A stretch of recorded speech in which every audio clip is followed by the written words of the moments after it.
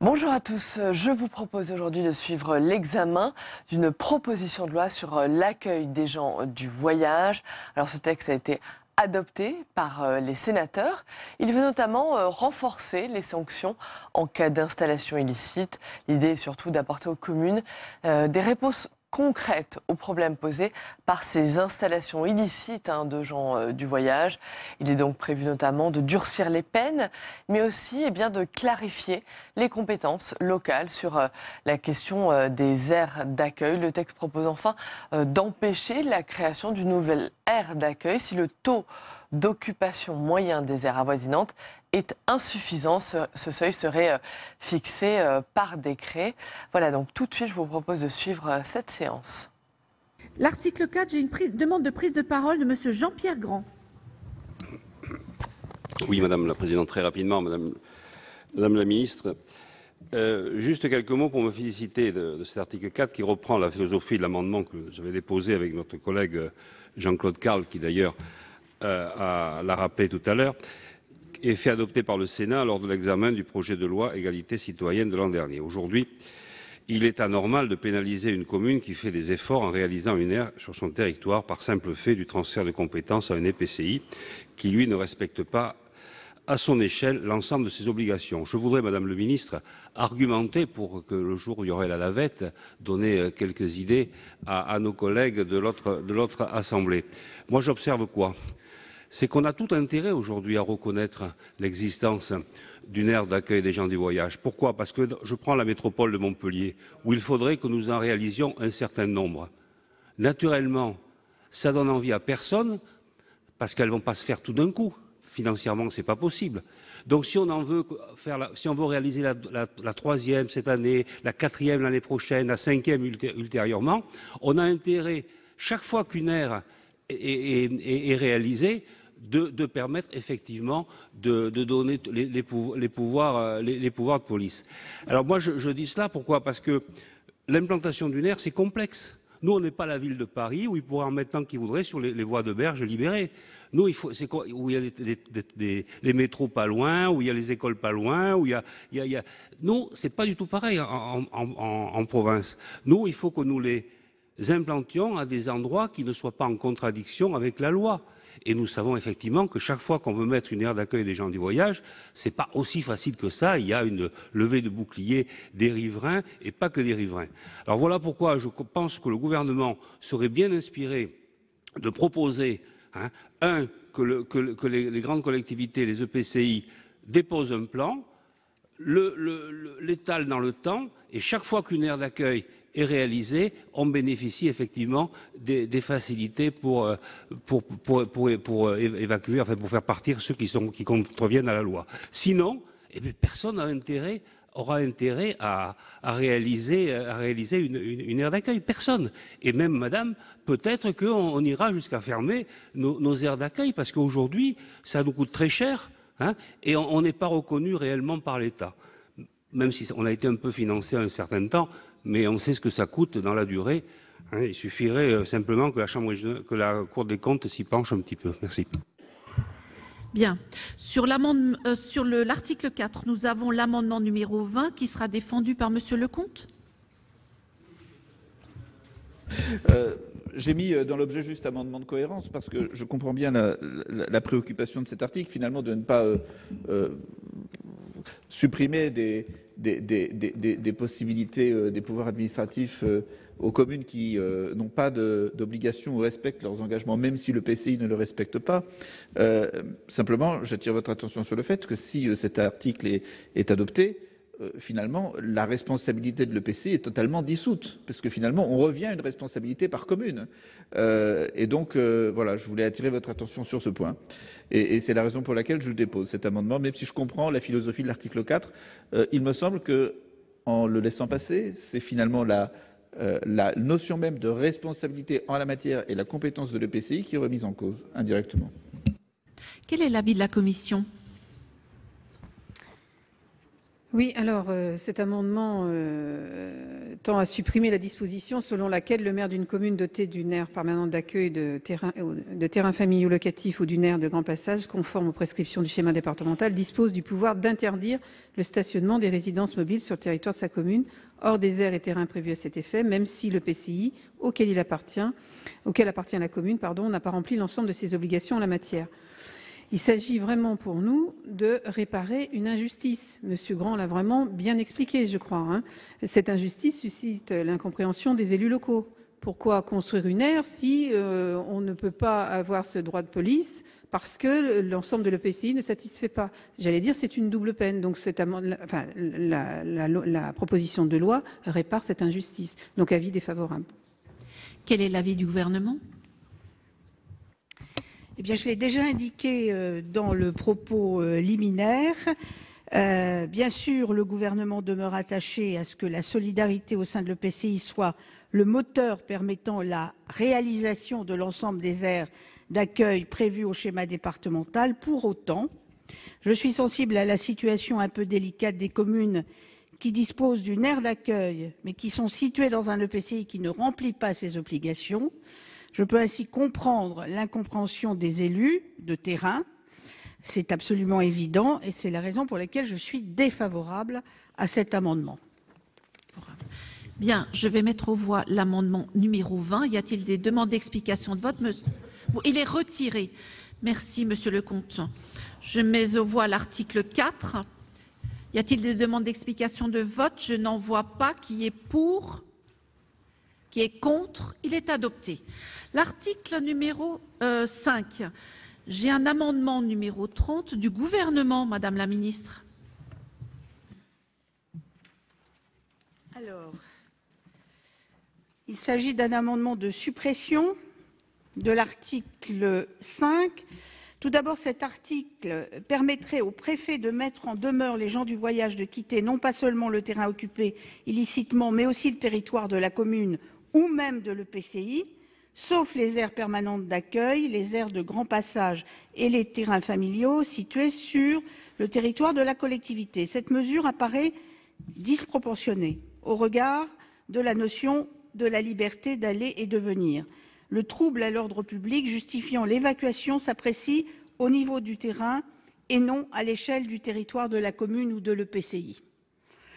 Par ailleurs, cet article modifie l'article 9 de la loi du 5 juillet 2000 pour considérer le trouble à l'ordre public comme une condition possible, mais non nécessaire à l'intervention du préfet dans le cadre de la procédure de mise en demeure et d'évacuation. Une telle disposition ne peut pas être acceptée. En effet, ce n'est que pour garantir l'ordre public que le préfet peut faire usage de ses pouvoirs de police en la matière, comme l'a rappelé récemment le Conseil constitutionnel. L'article 5 prévoit ensuite que le délai d'exécution de la mise en demeure est de 24 heures systématiquement si les occupants ont déjà occupé précédemment de façon illicite un terrain sur le territoire de la commune ou de l'EPCI concerné. Or, la mise en demeure étant une mesure de police administrative et non une sanction, il n'est pas possible de corréler le délai d'exécution de l'évacuation au comportement passé des occupants du terrain. La différence de traitement opérée entre récidivistes ou non méconnaîtrait le principe d'égalité. Qui plus est, les conditions pratiques de mise en œuvre d'un dispositif base de données permettant de constater la réitération et la présence des mêmes personnes semblent complexes. Enfin, l'article vise à établir dans la loi que la condition d'urgence n'est pas requise ou est présumée remplie en cas d'occupation illégale d'un terrain par les gens du voyage, dans le cadre des procédures d'expulsion pouvant être diligentées devant le juge administratif ou devant le juge judiciaire. Une telle présomption d'urgence appliquée aux seuls gens du voyage occupant illicitement un terrain encourrait le double grief d'atteinte au principe d'égalité et de discrimination. Voilà. Donc, bien. L'avis de la commission. Alors, la multiplication des installations sauvages justifie de renforcer les procédures existantes, qu'il s'agisse de procédures de police administrative ou de procédures judiciaires. Les arguments avancés par le gouvernement, excusez-moi Madame la Ministre, ne sont pas convaincants. Premièrement, étendre le périmètre de la mise en demeure d'évacuer à l'ensemble de la commune ou de l'EPCI serait manifestement disproportionné au regard de la liberté d'aller et venir, le trouble à l'ordre public s'appréciant à l'échelle de chaque terrain. Pourtant, le droit en vigueur prévoit d'ores et déjà que la mise en demeure du préfet reste applicable si la même résidence mobile se retrouve à nouveau dans un délai de 7 jours en stationnement illicite sur le territoire de la commune ou de l'EPCI. Le texte de la commission sur ce point ne change en rien au droit positif. Il ne fait que préciser la rédaction de la loi. Deuxièmement, au motif que la mise en demeure est une mesure de police administrative et non une sanction, il ne serait pas possible de différencier son délai d'exécution en fonction du comportement passé des occupants et de le limiter à 24 heures en cas de réitération au cours de la même année. La commission des lois est sensible à la nécessité de maintenir une frontière nette entre police administrative et répression pénale. Toutefois, il arrive d'ores et déjà que des mesures de police administrative soient motivées par le comportement passé des personnes. Il en va ainsi de l'arrêté d'expulsion pris à l'encontre d'un étranger qui prend acte de son comportement passé pour en déduire un risque de trouble à l'ordre public qu'il est nécessaire de prévenir. Troisièmement, l'augmentation de 7 à 15 jours de la durée d'applicabilité de la mise en demeure serait excessive. En réalité, la durée actuelle de 7 jours est nettement insuffisante. Compte tenu des délais incompressibles dans lesquels est enfermée la procédure, il peut s'écouler près d'une semaine entre la mise en demeure du préfet et l'évacuation effective des terrains. Si l'on veut empêcher que des campements illicites ne se reconstituent immédiatement à proximité, il est nécessaire de porter à 15 jours le délai d'applicabilité de la mise en demeure. Quatrièmement, contrairement à ce qu'on peut lire dans l'exposé des motifs de l'amendement du Gouvernement, le texte de la commission ne limite nullement à 48 heures le délai d'exécution de la mise en demeure. Le préfet reste libre de fixer un délai d'exécution plus long s'il l'estime opportun. C'est seulement le délai de recours contre la mise en demeure du préfet qui est limité à 48 heures. Cinquièmement, les dispositions introduites en commission selon lesquelles la condition d'urgence est écartée ou présumée remplie en cas de référé administratif, de référé civil ou de requête civile portant sur l'occupation sans titre d'un terrain par les résidences mobiles seraient attentatoires au principe d'égalité et discriminatoires. On rappellera seulement que la loi du 5 juillet 2000 prévoit déjà des procédures importantes du droit commun en cas de stationnement illicite de résidences mobiles. La procédure d'évacuation d'office, la procédure civile spéciale en cas d'occupation d'un terrain affecté à une activité économique. Ces procédures sont la contrepartie des droits reconnus aux gens du voyage par cette même loi et des obligations d'accueil faites aux communes et à leurs groupements. Et là, moi je me trompe, le gouvernement ne se propose pas de les supprimer. Donc c'est un avis défavorable. Avis défavorable. Monsieur Hervé, pour explication de vote. Oui, merci Madame la Présidente. Madame la Ministre, sur cet article et l'amendement de suppression proposé par le gouvernement, je voudrais dire vraiment l'attachement que je peux avoir à cet article 5. Se fondant sur les expériences de terrain vécues par les maires sur un premier plan qui est la question des sauts de puce. Vous avez de nombreux stationnements illicites qui sont constatés, qui donnent lieu à une mise en demeure administrative de quitter les lieux. Effectivement, comme on le dit, les gendarmes ou les policiers poussent les gens du voyage qui sont en infraction à quitter le terrain en question, et ils vont dans la même commune, sur un autre terrain, sur un autre tènement cadastral, ou dans lequel ils s'installent à nouveau. Ou alors, ils changent de commune, ils restent dans le même EPCI, et donc c'est une question extrêmement concrète que moi j'ai même pu expérimenter encore cette année avec 4 stationnements consécutifs sur le territoire communal, où ce principe des sauts de puce est une stratégie par des groupes qui, en plus, sont des groupes qui utilisent cette pratique de l'installation illicite sur des fonciers publics ou privés. Donc ça, c'est vraiment une question qui est pour moi extrêmement importante. Sur l'autre volet qui est la durée pendant laquelle la mise en demeure administrative de quitter les lieux du préfet est valable. Là, il faut être cohérent entre la volonté du législateur et puis les moyens mis en œuvre. Nous sommes dans une période où nous luttons contre le terrorisme, où l'été, la plupart des forces mobiles de police ou de gendarmerie sont occupées à d'autres fonctions que la fonction justement de lutte contre les stationnements illicites des gens du voyage. Et parfois, il faut attendre la disponibilité des forces de l'ordre pour avoir cette capacité à pouvoir mettre la décision du préfet en application concrète. Donc, passer d'une semaine à 15 jours permettrait de rendre plus effectives les décisions des préfets de manière concrète, et c'est la raison pour laquelle ces propositions ont été faites dans cette proposition de loi.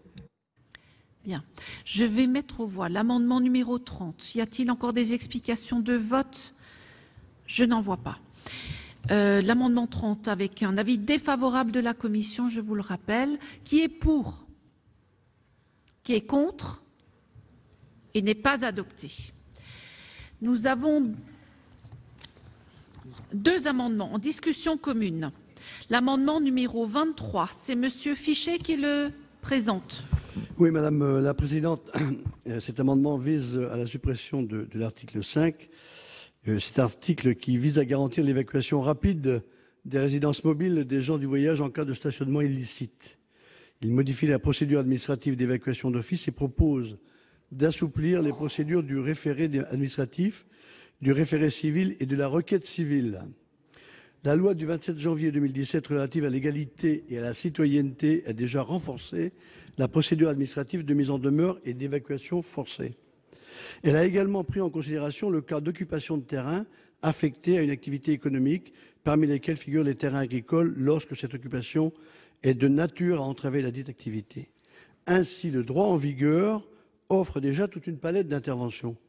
Indépendamment de cette procédure spéciale d'évacuation d'office et de la procédure civile spéciale applicable au stationnement illicite de résidences mobiles sur un terrain affecté à une activité économique, le maire de toute commune conserve la faculté de faire évacuer d'office un campement sur le fondement de son pouvoir de police générale en cas de risque grave pour l'ordre public et si l'urgence le justifie. En outre, ces possibilités d'évacuation d'office coexistent avec les procédures juridictionnelles, administratives et civiles d'expulsion de droit commun, ainsi qu'avec la procédure pénale. Certes, le législateur peut toujours s'employer à rechercher les voies et moyens pour rendre les procédures plus opérantes et plus rapides, mais est-ce bien fondé quand cette démarche hypothétique revient à défaire une réforme qui a moins d'un an d'existence et qui n'a pu déployer la totalité de ses effets en raison de l'absence de publication des décrets d'application? Surtout, est-ce réaliste lorsque l'ensemble des observateurs et notre rapporteur conviennent que les difficultés pour faire évacuer les campements illicites tiennent moins à la nature des procédures existantes qu'à l'insuffisance des moyens nécessaires à leur mise en œuvre? Vous reconnaissez vous-même que les préfets ne mobilisent qu'avec parcimonie la force publique pour faire évacuer d'office des campements ou faire exécuter une décision de justice à l'heure où policiers et gendarmes sont fortement sollicités sur d'autres terrains. Ainsi, la limitation à 48 heures du délai de recours contre la mise en demeure d'évacuer les lieux délivrés par le préfet ne changera rien, comme il serait illusoire de croire qu'il suffit de porter de 7 à 15 jours la durée d'applicabilité de la mise en demeure en cas de nouveau stationnement illicite sur le territoire de la même commune ou du même EPCI pour réaliser l'évacuation des campements illicites. Il existe même une forme de démagogie à fixer à 24 heures le délai d'exécution par le préfet en cas de récidive au cours de l'année écoulée, car cette mesure n'est assortie d'aucune sanction en cas de défaut d'intervention de la force publique. Vous pouvez donc toujours en exprimer le souhait et même l'écrire, assouplir les procédures du référé administratif, du référé civil, de la requête civile. Cela ne fera pas une disposition législative effective pour autant. Bien. Je vous remercie. Madame Guidé, pour le 6 rectifié. C'est Guidé ou Guidé? Madame la Présidente, l'amendement que je défends tend à modifier le périmètre d'application du maintien de la mise en demeure du préfet prévu à l'article 9 de la loi du 5 juillet 2000. En effet, à ce jour, ce dispositif vise uniquement le territoire de la commune ou de l'intercommunalité concernée par le stationnement illicite. Or, Madame la Ministre, mes chers collègues, cette mesure n'est pas adaptée au regard de la situation et ne prend pas en compte la réalité des choses. Il y a quelques jours, j'étais encore maire et présidente d'une communauté de communes et comme beaucoup d'entre vous, j'ai été confrontée à ce problème majeur. Aujourd'hui, et c'est notamment vrai dans l'Essonne, une fois l'ordre donné de quitter les lieux, on observe régulièrement un déplacement de ces installations sur des communes voisines. Aussi, je tiens à souligner que les collectivités territoriales, pour la plupart d'entre elles, ont fait des efforts considérables dans la construction d'aires d'accueil pour les gens du voyage, très souvent sous-occupés. Tout au moins, c'est le cas dans l'Essonne, dans le sud Essonne. D'ailleurs, il faut préciser qu'elles ont investi énormément d'argent pour se doter de structures modernes et être par conséquent en conformité avec la loi et les schémas départementaux. Ainsi, dans ces conditions, on ne peut pas accepter de telles occupations illicites. En outre, je puis vous assurer, Madame la Ministre, mes chers collègues, que cet amendement est à la hauteur de l'exaspération, pour ne pas dire de la colère des élus locaux, qui n'en peuvent plus de subir fréquemment de telles occupations illicites. Ces derniers attendent des solutions concrètes. Il est donc indispensable d'améliorer cette mesure en élargissant l'échelon territorial actuellement visé dans la loi, afin d'éviter l'engagement de nouvelles procédures auprès du préfet et de mieux lutter contre ces agissements qui, je vous l'assure, épuisent les maires. Enfin, cet amendement s'inscrit pleinement dans l'esprit de cette proposition de loi, à savoir plus de clarté et de justice pour nos territoires.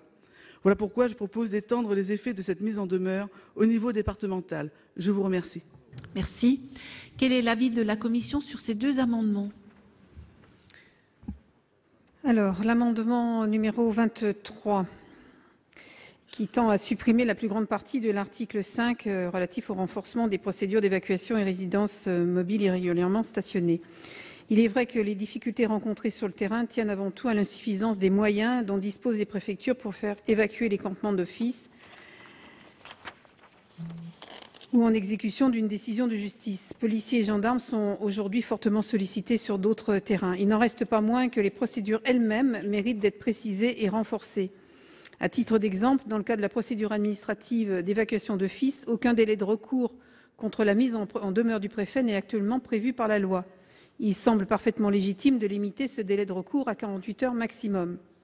De même, la durée d'applicabilité de la mise en œuvre prévue par le droit en vigueur, 7 jours, est nettement insuffisante. Je l'ai déjà développé dans un amendement précédent. Enfin, la commission a également revu les procédures juridictionnelles applicables en la matière. Elle s'est attachée à faciliter le recours à la procédure sur requête, une procédure non contradictoire admise par le juge lorsqu'il est impossible d'assigner en justice l'auteur d'un trouble dont on demande la cessation. Donc c'est un avis défavorable. Concernant l'amendement 6 rectifié de Madame Guidé, je comprends bien le souci qui vous préoccupe et qui anime beaucoup d'élus locaux. Cet amendement concerne le périmètre d'application de la mise en demeure du préfet. Donc, il prévoit que la mise en demeure resterait applicable dans un délai de 15 jours, comme c'est prévu par notre texte, si la résidence mobile concernée se retrouverait à nouveau en stationnement illicite, en violation du même arrêté sur le territoire du département et non plus sur celui de la commune ou de l'EPCI. Cette proposition se heurte à une impossibilité juridique, puisque l'arrêté dont il est question est un arrêté du maire ou du président de l'EPCI compétent. Donc il est applicable sur le territoire de la commune ou de l'EPCI et pas au-delà. C'est la violation de son arrêté qui permet au maire ou au président de l'EPCI de saisir le préfet et de mettre ainsi en mouvement la procédure d'évacuation d'office. Si les contrevenants se retrouvent à nouveau dans un délai de 15 jours en stationnement illicite sur le territoire d'une autre intercommunalité, c'est nécessairement en violation d'un autre arrêté et cela nécessite que le maire ou le président de l'EPCI concerné, donc par l'autre territoire, prenne à son tour l'initiative d'une demande au préfet de mise en demeure. En outre, le périmètre proposé qui couvrirait l'ensemble du territoire départemental paraît excessif. Un nouveau stationnement irrégulier dans un autre EPCI en violation d'un autre arrêté municipal ou intercommunal constitue un trouble à l'ordre public distinct qui justifie qu'une nouvelle mise en demeure soit adressée par le préfet avant l'évacuation forcée. Enfin, l'amendement n'aurait qu'une portée pratique limitée. Certes, la seconde mise en demeure est assortie d'un nouveau délai d'exécution, mais celui-ci peut être limité à 24 heures. Donc, compte tenu de la difficulté rencontrée par les préfectures à mobiliser les forces de l'ordre pour de telles opérations, l'amendement permettrait tout au plus d'évacuer les campements illicites pour quelques heures plus tôt seulement. Donc en fait, vous comprenez qu'on se heurte à un écueil juridique. Donc je vous demanderai simplement le retrait. Merci Madame le rapporteur. Quel est l'avis du gouvernement sur ces deux amendements? Eh bien, en ce qui concerne l'amendement 23, dans la logique de l'amendement du gouvernement que j'avais présenté, je donne donc un avis favorable à l'amendement 23. En ce qui concerne l'amendement 6 rectifié, je reprends l'argumentation au fond que vient de faire le rapporteur. Comme pour toute mesure de police administrative, la validité juridique du dispositif de la mise en demeure n'est garantie que si elle est adaptée et proportionnée au but recherché. Dans une décision du 9 juillet 2010, le Conseil constitutionnel a rappelé que les mesures de police administrative susceptibles d'affecter l'exercice des libertés constitutionnellement garanties, au nombre desquelles figure la liberté d'aller et de venir, doivent être justifiées par la nécessité de sauvegarder l'ordre public et proportionnées à cet objectif. Dans le cas présent, l'extension de l'applicabilité de la mise en demeure aux autres communes du département, évidemment, est excessive, manifestement excessive. Cette mise en demeure intervient notamment en cas de violation du même arrêté du maire ou, s'il est compétent, du président de l'établissement public, d'interdiction de stationner en dehors des aires d'accueil aménagées et ne saurait donc concerner l'ensemble du département. Donc, retrait ou défavorable. Voilà. Merci. Je vais mettre aux voix l'amendement numéro 23. Y a-t-il des demandes d'explication de vote? Vous voulez...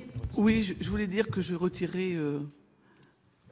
voilà, et retirer. Je vous remercie. Voilà. Donc, je mets aux voix l'amendement numéro 23. Y a-t-il des demandes d'explication de vote? Je n'en vois pas. Avis défavorable de la commission, avis favorable du gouvernement. Qui est pour? Qui est contre? Il n'est pas adopté. Je mets aux voix l'article 5. Y a-t-il des demandes d'explication de vote? Qui est pour? Qui est contre? Il est adopté.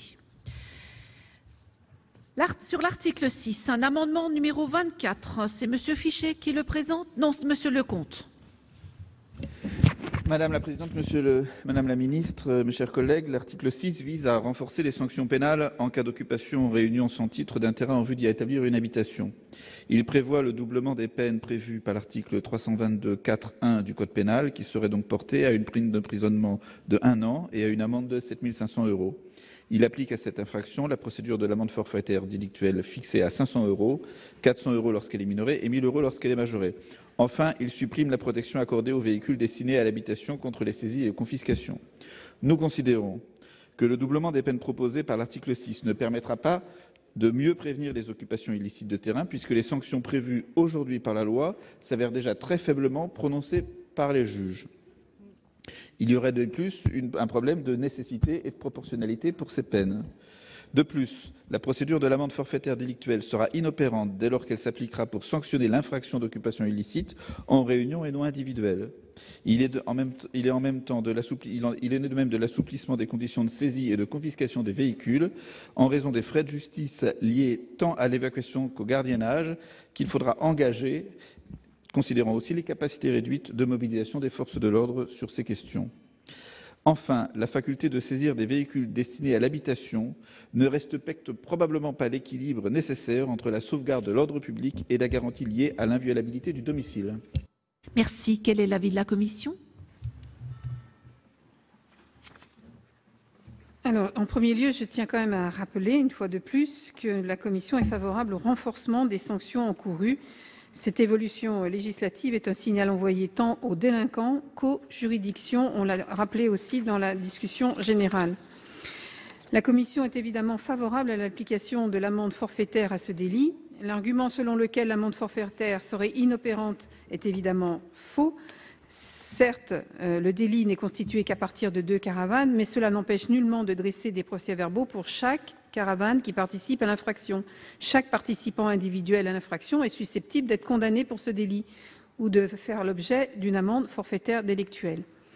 Les auteurs de cet amendement considèrent que la saisie des véhicules destinés à l'habitation n'est pas équilibrée. Je rappelle que le Code pénal et le Code de procédure pénale permettent déjà de saisir des domiciles. Tout bien susceptible d'être confisqué peut être saisi. En application d'une disposition générale du Code pénal, tout bien ayant servi à commettre une infraction peut être confisqué. Il est évident que les résidences mobiles en cas d'occupation illicite participent à la commission d'une infraction. La suppression de la protection accordée aux véhicules d'habitation n'est pas dérogatoire. Elle permet simplement de revenir à l'application normale des règles en matière de saisie et de confiscation. Je rappelle au surplus que pour un certain nombre de délits, la confiscation peut porter sur tout bien appartenant au patrimoine du délinquant. Dans ces cas-là, leur lieu d'habitation peut être saisi puis confisqué. Certes, la confiscation du domicile constitue une atteinte au droit de propriété, davantage qu'une atteinte à l'inviolabilité du domicile dont la protection est inopérante s'agissant d'une décision juridictionnelle contradictoire qui relève des juridictions judiciaires. Néanmoins, cette atteinte au droit de propriété est conforme à la Constitution, comme le Conseil l'a rappelé à de nombreuses reprises. Donc c'est un avis défavorable. L'avis du Gouvernement? Sagesse. Sagesse. Je vais mettre aux voix l'amendement numéro 24. Y a-t-il des demandes d'explication de vote? Je n'en vois pas. Il a un avis défavorable de la commission, sagesse du Gouvernement. Qui est pour? Qui est contre? Il n'est pas adopté. L'amendement numéro 8 rectifié, il est défendu par Monsieur Patria. Oui, Madame la Présidente, Madame la Ministre, il s'agit simplement d'un amendement de cohérence, de simplification du texte de la Commission par la mise en place d'une aggravation des peines applicables en lieu et place du dispositif prévu à l'article 7. Donc, on ferait tomber l'article 7 s'il était adopté. Plutôt que de faire de l'installation illicite un motif d'aggravation de la dégradation d'un bien appartenant à autrui, nous proposons de faire de la dégradation du bien appartenant à autrui une circonstance aggravante de l'installation illicite. Ça paraît plus logique. Cet amendement embrasse davantage les objectifs du texte qui se focalisent sur les mécanismes de répression pénale envisagés pour juguler le stationnement illicite des gens du voyage et non de lister différentes circonstances aggravantes de biens appartenant à autrui, en l'occurrence l'installation illicite. Merci. Quel est l'avis de la commission? Alors, le texte de la Commission a aggravé les sanctions applicables en cas de destruction, détérioration ou dégradation d'un bien d'autrui commise au cours d'une occupation illicite. Le présent amendement propose à l'inverse d'aggraver les sanctions applicables au délit d'occupation illicite quand il s'accompagne de destruction, détérioration ou dégradation d'un bien d'autrui et de supprimer en conséquence la circonstance aggravante prévue par l'article 7 du texte de la Commission. Cette proposition de M. Patria aurait pu être un choix pertinent. Elle présente néanmoins un inconvénient majeur. Elle ne permet pas d'aggraver les peines en cas de commission de deux circonstances aggravantes. Or, le dispositif répressif des destructions, détériorations, dégradations d'un bien d'autrui est construit de manière graduée dans le Code pénal. Il permet des sanctions de plus en plus fortes en cas de circonstances aggravantes, voire de pluralité de circonstances aggravantes. Les peines peuvent être portées jusqu'à 7 ans d'emprisonnement si deux circonstances aggravantes sont réunies. Par exemple, la dégradation a été commise au cours d'une occupation illicite et le bien dégradé est destiné à l'utilité publique et appartient à une personne publique. Parce que l'amendement reviendrait à affaiblir la réponse répressive proposée par le texte de la Commission, c'est donc un avis défavorable. L'avis du Gouvernement. Eh bien, je suis favorable. Pourquoi? Parce que les peines encourues pour le délit d'installation illicite en réunion est aggravée par les destructions, détériorations ou dégradations du dit terrain.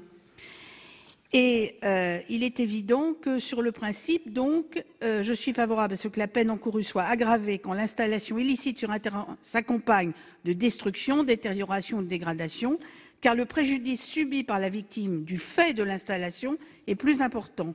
Pour autant, cet amendement présente une légère difficulté car les peines proposées, 5 ans d'emprisonnement et 75 000 € d'amende, sont disproportionnées par rapport aux peines encourues initialement, à savoir 1 an d'emprisonnement et 7 500 €. Il conviendrait donc, par cohérence avec le passage à 1 an d'emprisonnement et à 7 500 € d'amende, d'aggraver les peines à 3 ans d'emprisonnement et à 45 000 € d'amende. De plus, la rédaction de cette circonstance aggravante serait plus cohérente si elle était calquée sur la rédaction habituelle, à savoir lorsqu'elle est procédée, accompagnée ou suivie d'un acte de destruction, dégradation ou détérioration. Il conviendrait donc de le rédiger ainsi. Les peines sont portées à 3 ans d'emprisonnement et à 45 000 € d'amende lorsque l'installation est précédée, accompagnée ou suivie de l'infraction définie au premier alinéa de l'article 322-1. Oui, Monsieur Patria, est-ce que vous acceptez de rectifier votre amendement dans le sens demandé par Madame la ministre? Nous allons donc procéder au vote sur un amendement rectifié. Quel est l'avis? Est-ce que la Commission maintient son avis? Est-ce que la Commission maintient son avis initial sur cet amendement à présent rectifié? Avis défavorable. Madame Galli, pour explication de vote. Oui, Madame la Présidente, je voulais intervenir parce que ce débat sur l'augmentation pénale ou d'amende qui fait que de toute manière, la réalité de ce problème, c'est tout simplement de dégradation. C'est plus on laisse les gens en situation irrégulière sur un terrain, plus le temps passe, plus malheureusement les dégradations se font. Donc la question aujourd'hui, c'est pas tant d'augmenter les peines de prison ou les peines d'amende, c'est tout simplement de pouvoir activer plus rapidement les services de police, de justice, pour qu'ils puissent réagir le plus rapidement possible pour éviter malheureusement toutes ces dégradations. Alors, bien sûr, je voterai contre parce que pour moi, c'est vraiment un serpent qui se mord la queue et de ce point de vue-là, on en a encore pour longtemps. Très bien. Monsieur Hervé. Merci Madame la Présidente. Simplement une précision pour rappeler que ce sont des peines maximales et que c'est bien le juge qui est libre de fixer les peines. Donc, eh bien, donnons-lui encore plus la capacité de le faire. D'ailleurs, aussi dans les poursuites qui peuvent être entamées par les tribunaux, le fait d'avoir un niveau de peine plus élevé permet aussi de consolider la chance que nous puissions avoir une poursuite de ces délits. Je vais mettre aux voix cet amendement 8 rectifié bis. Je vais vous le relire si vous en êtes d'accord, mes chers collègues. Il est ainsi rédigé: les peines sont portées à 3 ans d'emprisonnement et à 45 000 € d'amende lorsque l'installation est précédée, accompagnée ou suivie de l'infraction définie au premier alinéa de l'article 322-1. Cet amendement a un avis défavorable de la Commission, un avis favorable du Gouvernement. Qui est pour? Qui est contre? Il n'est pas adopté. Nous avons 3 amendements en discussion commune. Le premier est présenté par le Gouvernement, c'est l'amendement numéro 31.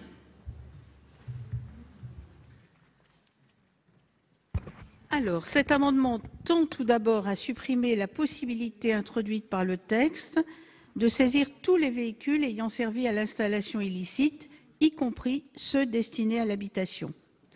En effet, la saisie et la confiscation de véhicules ne peuvent concerner un véhicule servant de lieu d'habitation. Une telle mesure, qui aurait pour effet de priver de toit l'auteur des faits, contrevient au principe de l'inviolabilité du domicile qui est protégé constitutionnellement. Il est du reste à noter que l'exclusion de la confiscation des véhicules destinés à l'habitation a été voulue par le Gouvernement lors de l'examen de la loi du 18 mars 2003 pour la sécurité intérieure, afin d'éviter la confiscation de la caravane qui constitue le domicile des gens du voyage. D'autre part, l'amendement tend à supprimer la possibilité donnée au juge de transférer les véhicules sur une aire ou un terrain d'accueil situé sur le territoire du département. Cette disposition n'apparaît pas conforme au principe constitutionnel d'accessibilité et d'intelligibilité de la loi.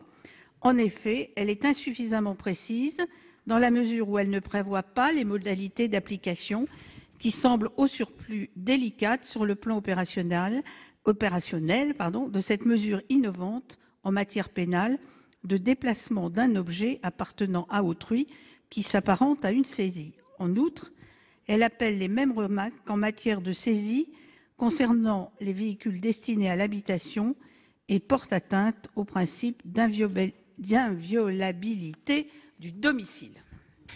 Merci, Madame la Ministre. Nous avons 2 amendements identiques. Le 12 rectifié qui est défendu par Monsieur Requier. Merci Madame la Présidente, Madame la Ministre, mes chers collègues. Avec l'article 6, nous entamons l'examen du chapitre 3 qui vise à renforcer les sanctions pénales et le dispositif répressif. Ce chapitre, et disons-le d'emblée, c'est celui qui nous laisse le plus circonspect.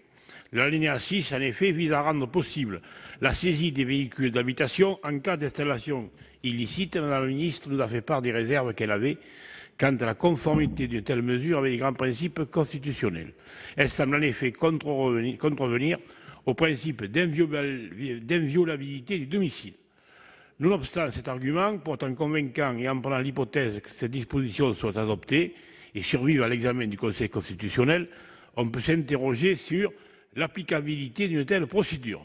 Pour être concret, imagine-t-on les forces de l'ordre procéder à la saisie des caravanes des gens du voyage, alors même que c'est la résidence principale. J'ai été maire, quand j'ai vu mon terrain de camping envahi, je vois mal comment aller saisir des véhicules au milieu de gens du voyage et de l'ambiance qui règne à ce moment-là. Si cette disposition était adoptée, qu'adviendrait-il ? Il en est de fortes chances pour qu'elle ne soit tout simplement pas mise en œuvre. Pour ces raisons, nous pensons qu'il serait plus raisonnable de supprimer cet alinéa. Merci. Sur l'amendement numéro 16, Monsieur Colomba. Comme on sait, l'alinéa 6 revient sur la disposition du Code pénal qui interdit la saisie des domiciles, des véhicules donc, qui servent de domicile. Et l'alinéa 7 permet au contraire de les déplacer. Pour être très, très simple, je crois que c'est l'alinéa 6, cette disposition, est l'exemple même de mesures répressives qui aura des effets tout à fait contraires à ce qu'on veut faire. Encore une fois, non seulement il y a le problème de l'appliquer, mais imaginez, mes chers collègues, vous saisissez les domiciles. Comme je l'ai dit tout à l'heure, vous faites quoi des gens ? Vous en faites quoi, là, monsieur le maire de la commune qui aura... Franchement, moi, je ne préférerais pas me trouver dans cette situation. Par contre, moi, je pense que la disposition prévue par l'article 7 me paraît convenable, puisqu'il s'agit simplement de déplacer sur des aires qui sont préparées pour ça, des gens qui n'ont pas respecté la loi. Parce qu'il n'est pas étonnant, il n'est pas rare de constater, moi j'ai constaté, que dans la même commune qui dispose d'une aire d'accueil, les gens vont s'installer ailleurs, ils vont s'installer sur le terrain de foot, ou etc., parce que l'herbe y est plus belle, ou parce que ça leur convient mieux. Donc la possibilité de déplacer ces véhicules ne me paraît pas complètement déraisonnable. C'est pour ça que cet amendement vise simplement à supprimer l'alinéa 6 en maintenant l'alinéa 7. Quel est l'avis de la commission sur ces trois amendements ? Oui, alors je vais commencer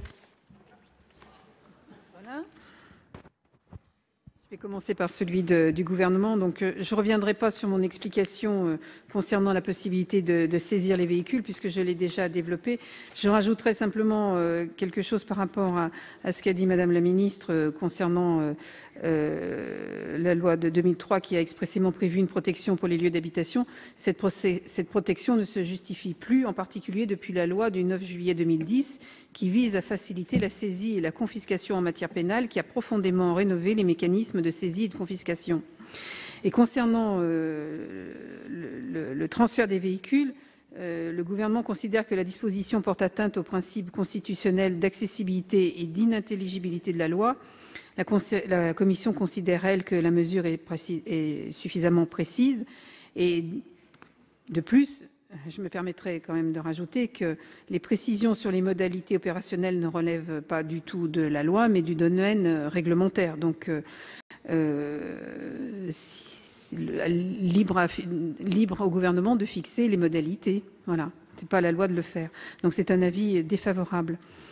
Et concernant les deux autres amendements, pareil, je ne reviendrai pas sur l'argumentaire que j'ai déjà développé concernant l'amendement 24 sur la saisie possible. Donc, ce sont des avis défavorables pour les amendements numéro 12 et numéro 16 également. Madame la Ministre, sur les amendements identiques 12 rectifiés et 16. Je vais me permettre de dire que je préfère que les collègues du Sénat ex-collègues, pardon, se repli sur l'amendement du gouvernement, c'est-à-dire l'amendement 31, et que naturellement, s'il n'était pas voté, eh bien, je conseillerais de voter les amendements 12 et 16. Bien, je vais mettre aux voix l'amendement 31. Y a-t-il des explications de vote? Je n'en vois pas. L'amendement a obtenu un avis défavorable de la commission. Qui est pour? Qui est contre? L'amendement n'est pas adopté. Sur l'amendement numéro 12 rectifié et le 16, qui sont identiques, avec un avis défavorable de la commission et un avis favorable du gouvernement, je ne vois pas d'explication de vote. Qui est pour? Qui est contre? Ils ne sont pas adoptés. Je mets aux voix l'article 6. Y a-t-il des demandes d'explication de vote? Je n'en vois pas. Qui est pour? Qui est contre? Il est adopté. Sur l'article 7, nous avons 4 amendements identiques. L'amendement numéro 9, rectifié bis, il est présenté par Monsieur Patria et il est retiré. Sur l'amendement 11 rectifié, Monsieur Requier, vous le retirez? Madame Laborde. Non, je ne le retire pas. Je voulais le défendre de façon brève puisque je pensais que mon collègue Patria aurait parlé avant. Mais donc la création d'une circonstance aggravante au délit de destruction, de dégradation, détérioration d'un bien appartenant à autrui lorsque ce dernier est commis au cours d'une installation illégale d'un groupe de gens du voyage pourrait sembler être une disposition de bon sens. En effet, pourquoi ne pas trouver les voies d'une sanction plus forte dans les cas où l'occupation illégale d'un terrain se double de dégradation? Il apparaît cependant que les condamnations au titre de l'article 322-4-1 du Code pénal est à ce jour particulièrement faible. Il y a donc fort à parier qu'une telle évolution législative n'améliorera en rien la situation que connaissent les maires et certains de nos concitoyens sur le terrain. Alors que l'objet affiché est de rendre les sanctions plus effectives, je crains pour ma part que cet article ne les rende que plus virtuelles. Sur l'amendement 17 rectifié terre, identique, Monsieur Colomba. Il est défendu. Sur le 25, toujours identique, Monsieur Fichet. Oui, tout simplement insister quand même un petit peu sur le fait que le droit en vigueur sanctionne d'ores et déjà les destructions, dégradations ou détérioration d'un bien appartenant à autrui en application de l'article 322.1 du Code pénal. 2 ans d'emprisonnement et 30 000 € d'amende. Cette peine peut déjà être aggravée dans plusieurs hypothèses. La question à laquelle sont confrontées les autorités publiques est de répondre concrètement aux difficultés qui se posent sur le terrain et non d'afficher des postures qui seraient sans efficacité. Merci. Quel est l'avis de la commission? Alors, l'avis de la commission, vous en doutez, est défavorable. Mais pourquoi? Parce que ces amendements suppriment l'aggravation des peines proposées en cas de délit de destruction, dégradation, détérioration d'un bien d'autrui. Or, je répète depuis un petit moment que la volonté de la commission, c'était quand même d'aggraver les peines. Selon les auteurs de ces amendements, les condamnations pour ce délit sont peu nombreuses. Or, les chiffres qui nous ont été communiqués par la chancellerie parlent quand même. 13 505 infractions de destruction, dégradation, détérioration d'un bien d'autrui ont fait l'objet d'une condamnation en 2016. Plus de 5 000 ont fait l'objet d'une condamnation unique, c'est-à-dire que les personnes n'ont pas été en même temps condamnées à une autre infraction. Alors certes, il n'est pas possible de savoir sur quels biens ont eu lieu ces dégradations, mais il est incontestable que les faits de dégradation sont particulièrement fréquents. Nos collègues ex-maires nous l'ont répété plusieurs fois au cours de cette soirée et de la discussion générale. Il convient donc d'aggraver leur répression lorsqu'ils sont consécutifs à une occupation illicite. Donc avis défavorable aux 3 amendements. L'avis du gouvernement sur les 3 amendements identiques. Sagesse pour les 3. Sagesse. Je mets aux voix les 3 amendements 11 rectifiés, 17 rectifiés terre et 25 qui sont identiques, qui ont un avis défavorable de la commission et un avis de sagesse du gouvernement. Y a-t-il des explications de vote? Je n'en vois pas. Qui est pour? Qui est contre? Ils ne sont pas adoptés. Je mets aux voix l'article 7 Y a-t-il des explications de vote? Je n'en vois pas. Qui est pour? Qui est contre? Il est adopté. L'article 8, 3 amendements en discussion commune, 3 amendements identiques. L'amendement 13 rectifié. Madame Laborde. Là encore, cet amendement était en discussion commune avec 2 autres. Je m'attacherai à être synthétique. Je ne reviendrai pas sur les problèmes législatifs que le dispositif choisi soulève. L'exposé des motifs de l'amendement 32 du gouvernement le résume très bien. En outre, on peut se poser la question suivante. La création du délit de fraude d'installation sur le terrain d'autrui est-elle de nature à améliorer la situation sur le terrain? Permettra-t-elle une évacuation plus rapide des occupations illicites? Aura-t-elle des vertus dissuasives? On peut en douter. Je pense qu'en inscrivant dans le code pénal des délits et des sanctions afférentes dont nous savons qu'elles ne peuvent s'appliquer est au contraire de nature à limiter l'application de ce code pénal et in fine à l'affaiblir. Pour cette raison, nous demandons la suppression de cet article. Sur l'amendement numéro 26 identique, Monsieur Fichet? Non, Monsieur Lecomte. Merci Madame la Présidente. Oui, nous proposons la suppression de ces dispositions dans la mesure où nous considérons que ces dispositions sont difficilement applicables et ne sont donc en rien dissuasives. L'habitude serait caractérisée dès lors que la personne concernée s'est acquittée de 4 amendes forfaitaires sur une période inférieure ou égale à 24 mois. Comment savoir si ces personnes auront déjà procédé à des stationnements illicites au cours de la période considérée? Est-ce qu'il faudrait pour cela constituer une base de données et qui, pour des raisons juridiques et constitutionnelles, n'est pas envisageable? Nous devons chercher un équilibre entre droit et devoir et pas simplement communiquer à faire des sanctions et des peines qui n'ont aucune proportionnalité et qui ne sont pas applicables parce que ça nuit à notre sagesse et à finalement l'intelligence de la loi. Bien, et sur l'amendement 32 du gouvernement qui est également identique. Suppression.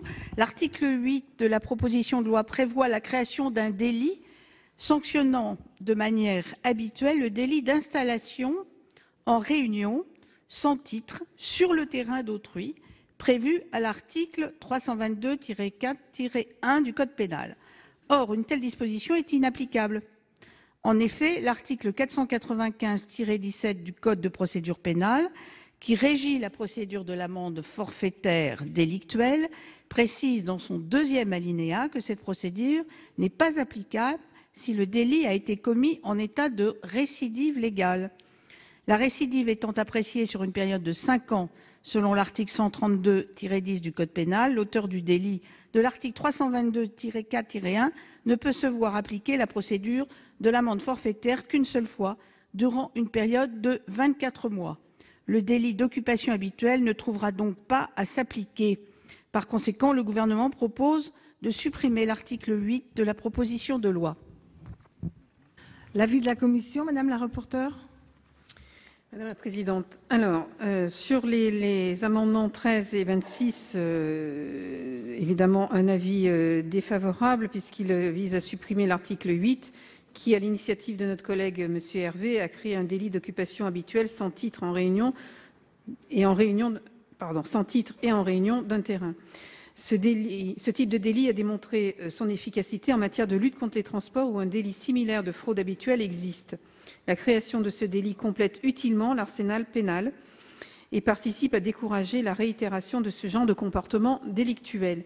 Je compléterai par rapport à l'amendement 32 du gouvernement parce que nous avons une autre analyse de celle du gouvernement. Le gouvernement considère que le délit d'occupation habituelle n'aura pas à s'appliquer puisqu'il n'est pas possible de faire application de l'amende forfaitaire délictuelle en l'état de récidive légale. Le gouvernement en déduit qu'il ne peut pas y avoir 2 amendes forfaitaires appliquées à la même personne au cours d'une même année. Donc nous avons une analyse différente de l'état de récidive légale. La Commission considère qu'en l'état du droit et de la jurisprudence de la Cour de cassation, la récidive légale ne se constate qu'en cas de réitération d'une infraction après une condamnation devenue définitive. Cela suppose une déclaration de culpabilité par une juridiction de jugement après mise en mouvement de l'action publique. Or, une amende forfaitaire délictuelle, au même titre qu'une amende de composition pénale, par exemple, n'est pas une condamnation. Elle permet d'éteindre l'action publique. Son effet sur l'action publique est ainsi similaire à l'effet d'une amnistie. De plus, ces amendes forfaitaires délictuelles ne sont pas inscrites au casier judiciaire. Comme il n'y a pas de condamnation, il n'y a pas de premier terme de la récidive. Par conséquent, toute réitération ne peut être qualifiée de récidive et peut donc faire l'objet d'une amende forfaitaire. Donc, au surplus, la constatation de l'état de récidive légale n'est jamais obligatoire et il ne peut pas être relevé par un acte de poursuite ou par la juridiction de jugement. Donc, pour toutes ces raisons, c'est un avis défavorable. Je vais donc mettre aux voix, pas de demande d'explication de vote. Je vais donc mettre aux voix les amendements 13 rectifiés, 26, 32 simultanément avec un avis favorable du gouvernement et un avis défavorable de la commission. Qui est donc favorable à ces amendements? Qui est pour? Qui est contre? Les amendements ne sont pas adoptés. Nous allons donc passer maintenant à l'amendement 18 présenté par Monsieur Colomba. On peut le prendre comme une sorte d'amendement de repli dans la mesure où une infraction de récidive n'est pas scandaleuse. Par contre, ce qui est un peu ébouriffant, ce sont les peines qui sont prévues. Donc, d'où la rédaction de cet amendement. Avis de la rapporteure, de la commission. Oui, merci Madame la Présidente. Donc, Monsieur Colomba propose une peine de 15 000 € d'amende au lieu d'une peine de 3 ans d'emprisonnement et 45 000 € d'amende. Cet amendement donc vise à réduire les peines encourues en cas d'installation illicite habituelle. Or, pour être cohérente, les peines encourues en cas d'occupation habituelle doivent être plus élevées que celles encourues pour la première installation illicite. Dès lors, elles doivent être supérieures à 1 an d'emprisonnement et 7 500 € d'amende. C'est ce qui est dans le texte de la commission à l'article 6 de mémoire.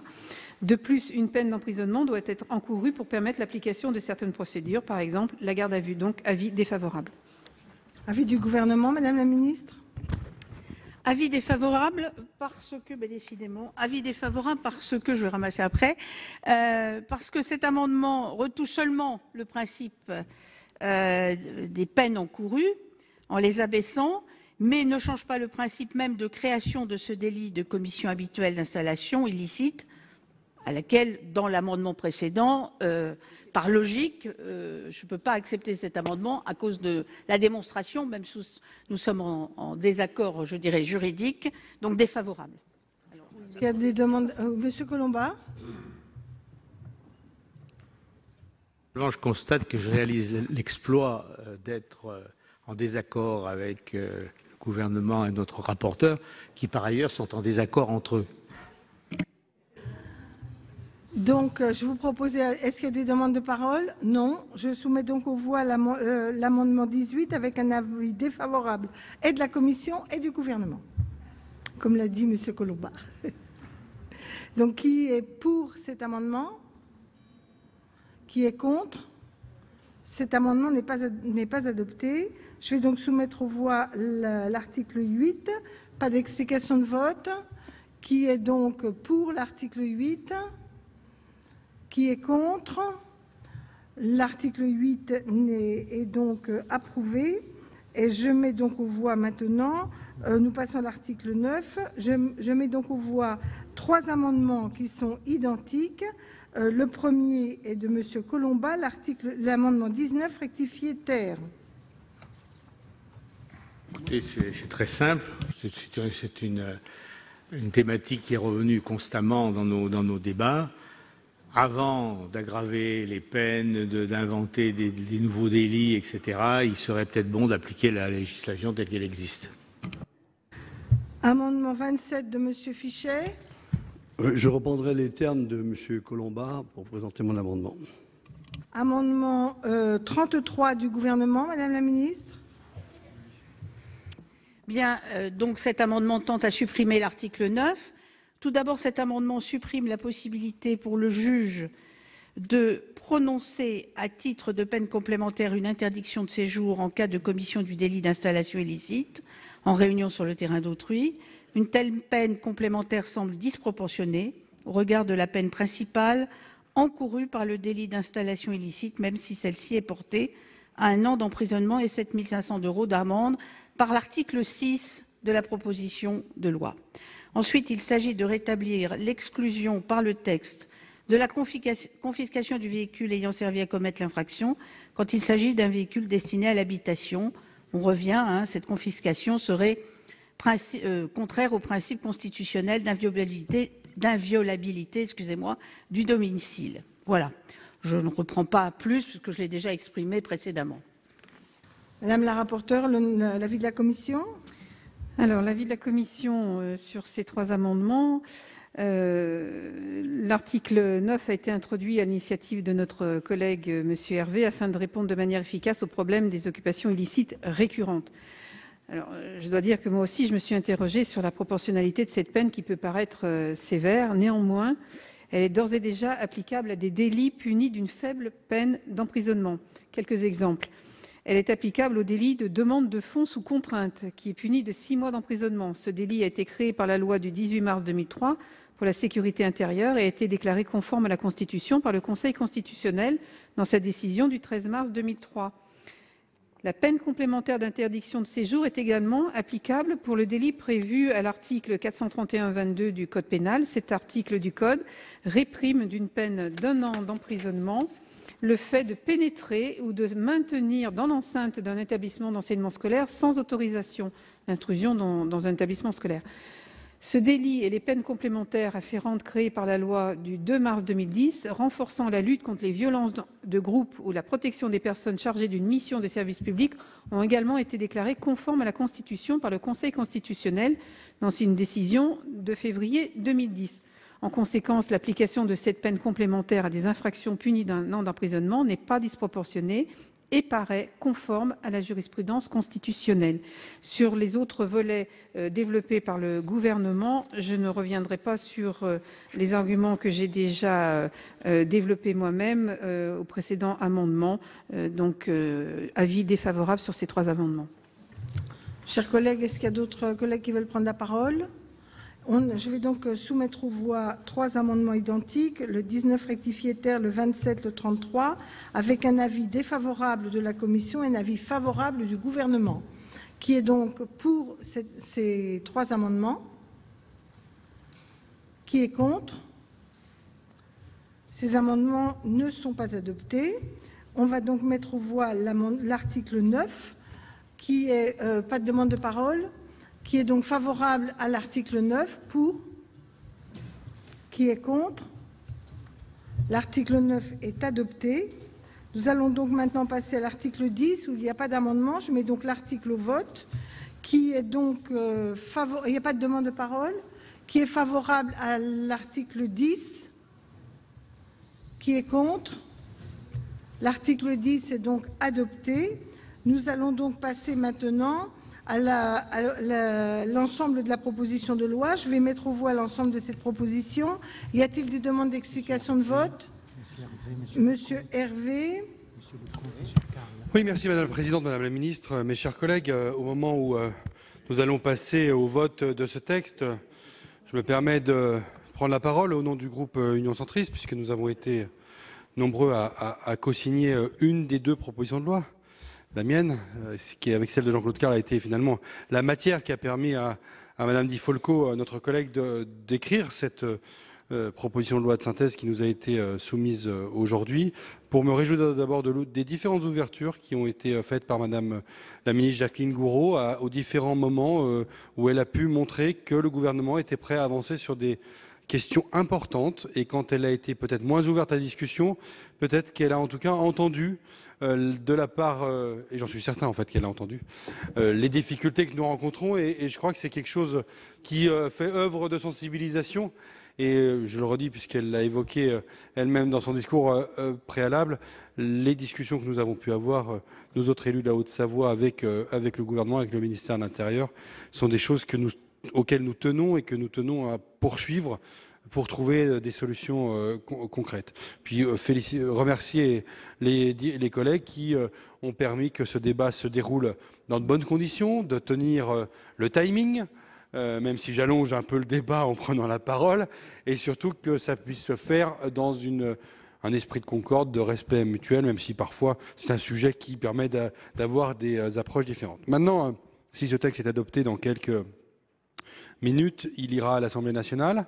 Il appartiendra donc à nos collègues parlementaires de tous les bancs de s'en saisir, d'y apporter eux-mêmes leurs adaptations, leurs modifications, de l'enrichir avant de nous le renvoyer. Mais je crois que l'urgence, profitant de l'hiver, de la période où les gens du voyage sont moins présents sur nos territoires, ou en tout cas pour certains d'entre eux posent moins de difficultés, que nous puissions avoir avec l'Assemblée nationale ce débat de la navette parlementaire et qui puisse se faire en bonne intelligence et que le gouvernement puisse apporter aussi son expertise et permettre de contribuer à ce que la loi de notre pays évolue à ce sujet. En tout cas, le groupe de l'Union centriste et mes collègues qui sont présents ce soir, nous voterons cette proposition de loi telle qu'elle ressort de nos débats. Merci, chers collègues. Monsieur Lecomte. Madame la Présidente, Madame la Ministre, mes chers collègues, il faut regretter ce débat finalement très tronqué où, si je devais le concentrer, le sentiment c'est quand même qu'il y a voilà, les gens du voyage égale hooligans. Nous n'avons parlé que des sanctions vis-à-vis le texte et ce qui sort de nos débats, c'est ça. Saisir les domiciles complètement contraire aux principes constitutionnels et conventionnels. Voilà ce qui sort de ces débats. Et j'ai la faiblesse de penser, Monsieur Hervé, que certains groupes politiques, s'ils étaient aux responsabilités, n'auraient pas voté ce texte sous cette forme. Mais Madame la Ministre, vous avez aussi vu l'attente qu'il y avait sur les décrets et sur la nécessité finalement de mettre en œuvre l'ensemble des dispositions qui ont été votées en 2017 lors de la loi Égalité et Citoyenneté et qui sont actuellement en cours d'examen. Parce que justement, c'est ce qui permet de faire vivre cette loi Besson et les évolutions qui ont été rendues, constatées comme étant nécessaires. Et je dois dire que je regrette aussi que ce débat n'a pas permis d'évoquer un certain nombre de sujets actuels importants pour les Français itinérants. La question de la scolarisation a été un peu évoquée lors de la discussion générale. Le vieillissement de cette population, les besoins de sédentarisation, et en particulier ceux qui voient dans les terrains familiaux des solutions à ces difficultés, mais qui posent d'autres problèmes pour les plans d'urbanisme. Et tout cela, il faut en discuter, et pas simplement discuter des occupations illicites. Parler aussi de la précarisation d'une partie de la population française, parce que l'habitat mobile, il doit être voulu, il ne doit pas être subi. Parce que ce n'est pas la même culture. Enfin, témoigner aussi des difficultés que, lors des auditions, les professionnels du cirque et des fêtes foraines nous ont fait part sur les démarches de plus en plus violentes auxquelles ils doivent faire face contre certains cirques qui comportent des animaux, ou par rapport à la loi Sapin II qui structure différemment les conditions d'autorisation du domaine public et qui va être une complication à la fois pour les communes et pour une partie d'entre eux. Voilà, ce sont des vrais sujets qui auraient mérité d'être évoqués. Cette proposition de loi ne les évoque pas.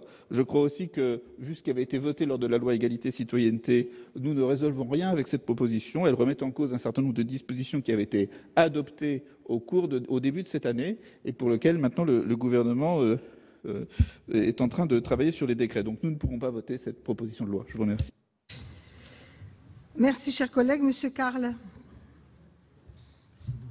Merci Madame la Présidente. Je voudrais à mon tour, au terme de ce débat, remercier notre rapporteure Catherine Di Folco qui a fait une bonne synthèse des deux propositions, celle émanant de Loïc Hervé et la mienne.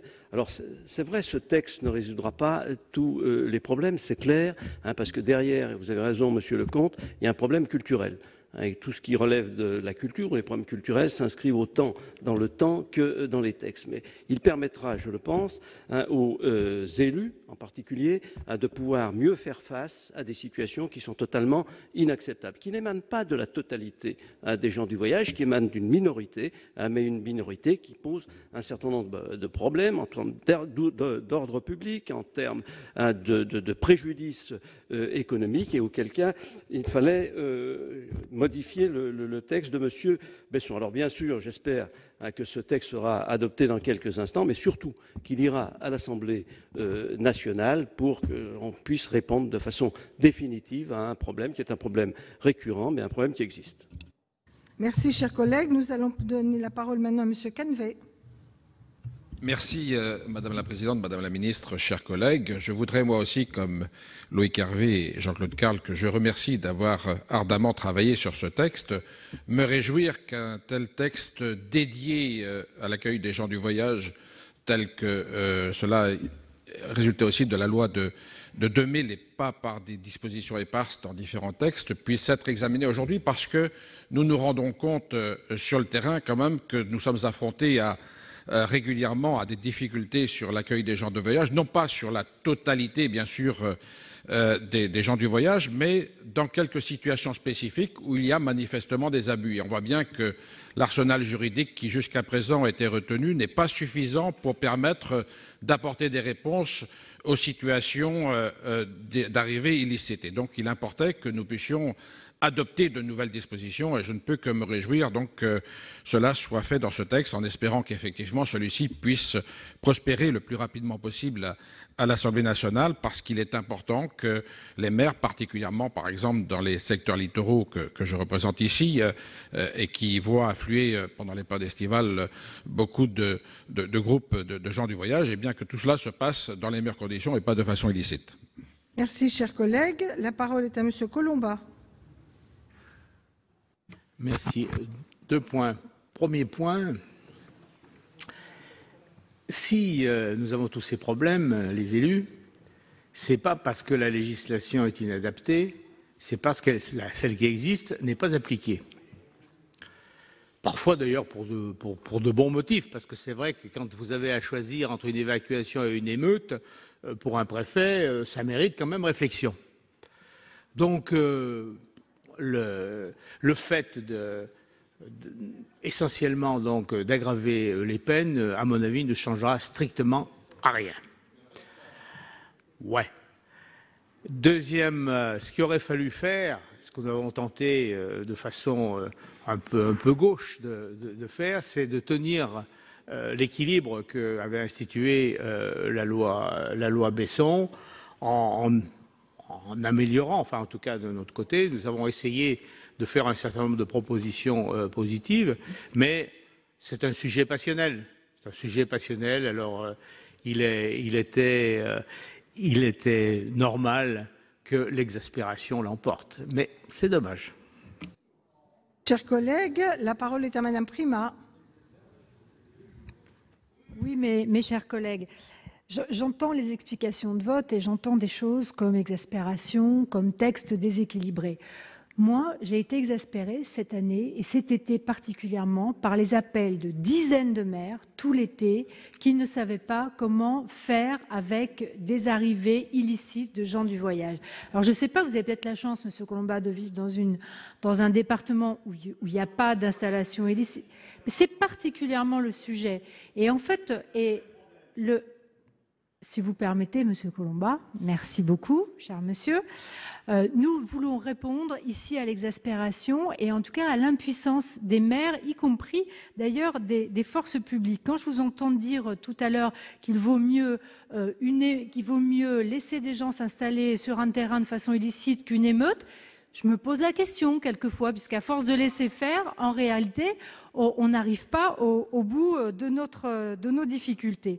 Bon, moi je voudrais dire simplement pour répondre à Monsieur Lecomte, que le texte ne me paraît pas déséquilibré, dans le sens où le texte égalité et citoyenneté, que vous appelez de vos voeux, notamment pour l'écriture des décrets, était à notre sens un peu déséquilibré dans l'autre sens. Donc nous ne faisons que retrouver ici l'équilibre. Et puis le débat est ouvert. Nous attendons que ce texte passe à l'Assemblée nationale, qu'il soit amendé. Il n'est probablement pas parfait, et bien qu'il soit modéré, qu'il soit équilibré à l'Assemblée nationale. C'est la beauté de notre métier finalement, d'avoir ce dialogue entre l'Assemblée nationale et le Sénat. Donc j'appelle de mes voeux que ce texte soit vu par l'Assemblée nationale et j'appelle de mes voeux également que les députés qui sont aujourd'hui majoritaires à l'Assemblée nationale et qui me semblent assez peu experts en matière de collectivité territoriale aient un dialogue très important avec les élus des territoires parce que je crois qu'ils sont assez peu expérimentés sur les difficultés qui sont rencontrées. Voilà, donc en tout cas pour ma part, je voterai ce texte. Merci, chers collègues. Est-ce qu'il y a d'autres collègues qui veulent s'exprimer en explication de vote? Non, donc la parole est à Madame la Ministre. Deux choses à dire. Les décrets, plusieurs personnes en ont parlé. Il y a un décret à venir sur les normes techniques sur les aires d'accueil qui est en concertation au ministère du Logement, et un deuxième décret de normalisation des documents d'identité qui va être signé bientôt. Il est prêt à la DLPAJ, au ministère de l'Intérieur. Il est en cours de signature. Voilà. Merci. Merci Madame la Ministre. Je vais mettre aux voix l'ensemble de la proposition de loi dont la Commission a rédigé ainsi l'intitulé « Proposition de loi relative à l'accueil des gens du voyage et à la lutte contre des installations illicites ». J'ai été saisie d'une demande de scrutin public par le groupe Les Républicains sur l'ensemble de la proposition de loi. Il va être procédé au scrutin public dans les conditions fixées par l'article 56 du règlement. Le scrutin sera ouvert dans quelques instants. Le scrutin est ouvert. Voici le résultat du scrutin numéro 4 sur l'ensemble du texte.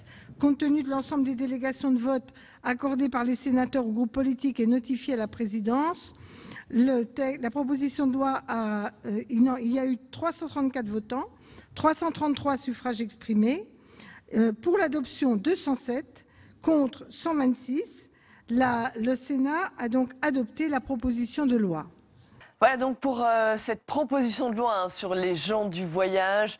Le texte veut notamment renforcer les sanctions en cas d'installation illicite. L'idée est d'apporter aux communes des réponses concrètes aux problèmes posés par ces installations illicites de gens du voyage. Il est donc prévu notamment de durcir les peines, mais aussi de clarifier les compétences locales sur cette question des aires d'accueil. Le texte propose notamment d'empêcher la création d'une nouvelle aire d'accueil si le taux d'occupation moyen des aires avoisinantes est insuffisant. Ce seuil serait fixé par décret. Je vous rappelle, vous l'avez vu, que ce texte a été adopté par les sénateurs. Vous pouvez bien sûr revoir ce programme sur notre site internet publicsénat.fr.